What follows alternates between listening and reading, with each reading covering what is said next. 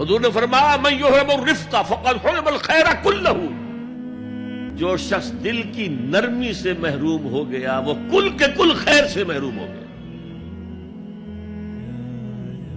کسی کو دکھ میں دیکھو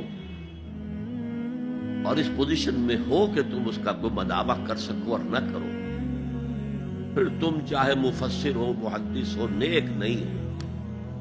تم عابد ہو سکتے ہو، زاہد ہو سکتے ہو، تم مفسر ہو سکتے ہو، محدث، نیک نہیں ہو سکتے۔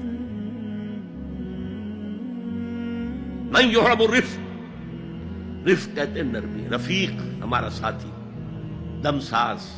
ظاہر بات ہے آپ کو دکھ ہوگا، آپ کے رفیق جو ہے اس کے اپنے دل میں محسوس کرے گا آپ کے درد۔ ہم درد کسے کہتے ہیں؟ ہم درد، ان کا درد مشترک ہے۔ ہم عصر ایک زمانے کے لوگ، ہم جماعت ایک جماعت میں پڑھنے والے، ہم درد